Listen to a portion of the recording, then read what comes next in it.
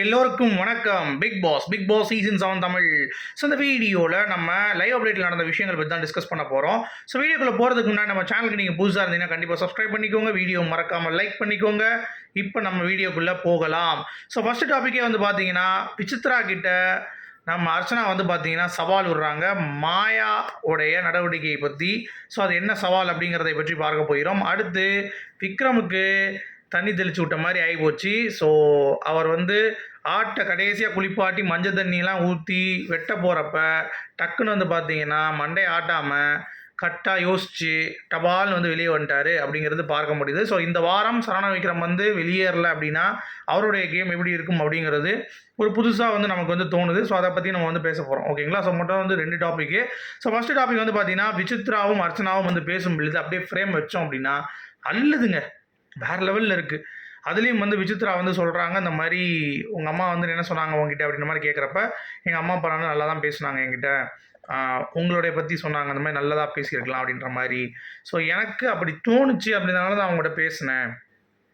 மற்றபடி எனக்கு வந்து அந்த மாதிரி நல்லது பண்ணணும், நல்லது பேசணும் அப்படின்ற மாதிரி இல்லை மேம். ஸோ நான் வந்து உங்ககிட்ட அதை சொல்லணும்னு நினச்சேன். ஏன்னா அப்படி தெரிஞ்சிச்சு எனக்கு, நான் அதை பேசிட்டேன். பட் அது வந்து தவறுன்னு தெரிஞ்ச உடனே எனக்கு வந்து ஓகேன்னு சொல்லிட்டு உங்ககிட்ட நான் வந்து சாரி கேட்டேன். அதுக்கடுத்து நம்ம வந்து பேசிட்டோம். பட் அதை வந்து அப்பா சொன்னாங்க, அந்த மாதிரி நல்லவங்க ஒருத்தவங்க செஞ்சாங்க அப்படின்னா அதை நீ மறக்கக்கூடாது அப்படின்ற மாதிரி சொன்னார். சரின்னு சொல்லிட்டு நான் வந்து ஒத்துக்கிட்டேன்.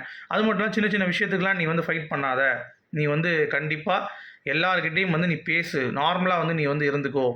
ஸோ இந்த மாதிரி வந்து நீ எல்லாத்துக்கும் வந்து நீ குரல் கொடுக்காத. ஸோ எது கரெக்டாக அனலைஸ் பண்ணி நீ பேசுகிறதெல்லாம் பேசிடு அப்படின்ற மாதிரி வந்து பார்த்தீங்கன்னா சொன்னார். ஸோ அது வந்து நான் ஒரு நல்ல ஒரு விஷயமா நான் வந்து எடுத்துக்கிட்டேன்.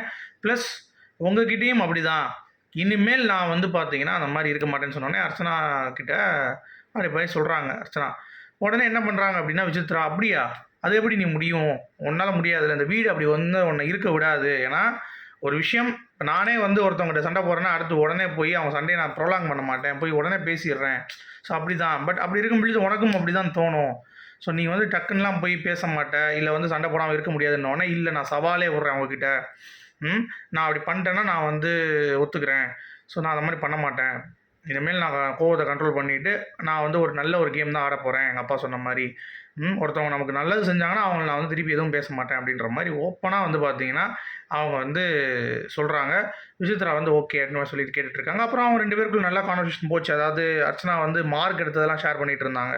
அவங்க வந்து 10th 90%, 12th வந்து பார்த்தீங்க அப்படின்னா 1005, இன்ஜினியரிங் நான் வந்து சேரும் பொழுது எனக்கு வந்து இன்ட்ரெஸ்ட் இல்லை, எங்கள் அப்பா வந்து சேரணும்னு சொல்லிவிட்டு அப்புறம் என் தங்கச்சிக்கு தான் வந்து சப்போர்ட் பண்ணிகிட்டு இருந்தார் அப்படின்னு, நம்ம சிஸ்டருக்கு தான் சப்போர்ட் பண்ணிகிட்டு இருந்தார், எனக்கு சப்போர்ட்டே பண்ணல. எனக்கு எப்பயுமே அவர் வந்து கிரெடிட் கொடுக்க மாட்டார்.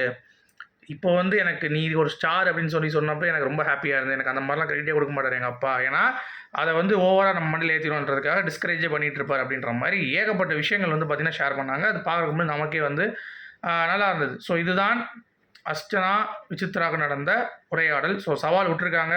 ஸோ விசித்ரா எப்படி அதை பிரேக் பண்ண போகிறாங்களா, இல்லை அர்ச்சனா வந்து அதை பிரேக் பண்ணும்போது விசித்ரா எப்படி சொல்லி போகிறாங்க, இல்லை விசித்ராவுக்கு மொக்க வாங்க போகிறாங்களா அப்படிங்கிறத நம்ம பொறுத்து இருந்து பார்க்கலாம். ஓகேங்களா? ஸோ அர்ச்சனாவுடைய சவால் என்ன அப்படின்னா, இனிமேல் நான் பிரேக் அவுட் ஆக மாட்டேன், சண்டை போடுற மாதிரி பேச மாட்டேன் அப்படிங்கிறது தான் வந்து பாயிண்ட். ஓகேங்களா? இது நடக்குதான்னு பார்ப்போம். அடுத்து விக்ரம் கரெக்டாக புரிஞ்சிருச்சு இப்போது மணிக்கிட்ட, விஷ்ணு கிட்ட, அப்புறம் வந்து உட்காந்து பேசிகிட்டு இருக்கும், ரவீனா கிட்டலாம் பேசிகிட்டு இருக்கும் பொழுது ஓப்பனாகவே சொல்கிறான், அந்த மாதிரி என்ன மாயா போட்டமாக யூஸ் பண்ணி தான் பண்ணியிருக்காங்க அப்படிங்கிற மாதிரி வந்து சொல்கிறான்.